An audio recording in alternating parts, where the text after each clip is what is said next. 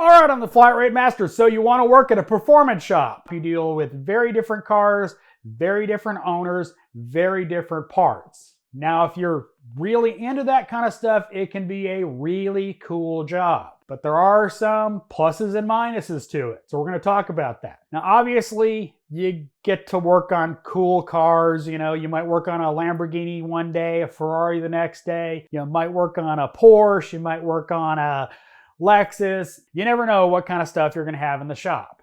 Unless you're at a specialty type of shop, then obviously you're going to be a little more specialized. Putting turbos on there to body kits, intercoolers, you know, all the cool, fun stuff. Getting to bolt on a bunch of cool parts, fabricate stuff, put it on the dyno and see the power you made. Really, really cool. Now, some of the stuff you're going to have to deal with, the customers that have those kind of cars, you deal with some poors. For the most part, you deal with people that have money because, you know, they're higher end cars. They want to spend money on their cars to make them better. Generally, budgets are a little more flexible than somebody fixing their Toyota. You know, they're whipping out an Amex Black Card. With that comes very, very different challenges from just doing repairs. One, OEM parts really aren't a thing. You occasionally may have a supercharger kit from, you know, the manufacturer. You may have aftermarket parts from that manufacturer, but chances are they're made by somebody else, so they're still technically aftermarket, but I digress. But one of the caveats that come with aftermarket equipment, they don't fit right. Expect to be, well, fixing mistakes, having to fabricate things to make them work. It's a lot more involved than most people think. If you've ever done a bunch of hot rodding, you know, oh, that doesn't fit. And that is some of the frustration that will come with working in that kind of arena. Get these parts and they're supposed to all bolt together and they don't. You get to play with that kind of stuff and you get to fabricate and fix that kind of stuff. The owners, they're going to be some toothy suckers. If there's a chip in the intercooler tube or a mark or a scratch, they might be yelling at you about it. They might get quite upset. You have to understand that you have to be incredibly meticulous for the vast majority of these customers. They might be one day on a track, the next day they might be at a car show, rub and tug, you know, rubbing it up and row. If you've ever dealt with Corvette customers, oh my God, to some extent, that kind of customer. So you have to be very meticulous.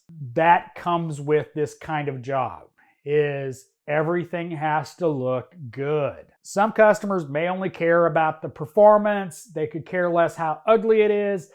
They just want to go fast. Others want to be styling and profiling while they're doing it. So you got to make sure the powder coat doesn't get damaged.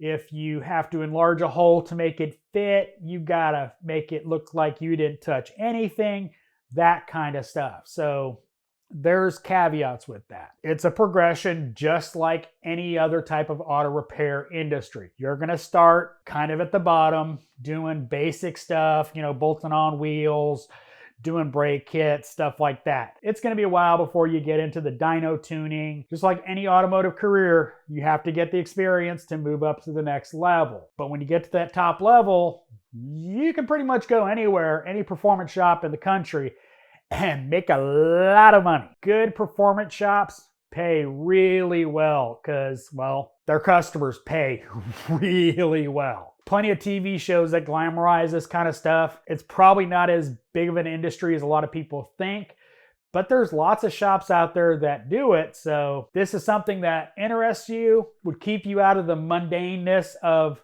general auto repair. You want to keep your love of doing this kind of stuff. You want to keep your love for playing with your own car. This might be a good option for you. Now, with that caveat, I've got a friend that went to work on Ferraris and Lamborghinis and all that kind of exotic stuff, and he very quickly lost his luster for that kind of exotic simply because once he got into them, he realized they weren't that good.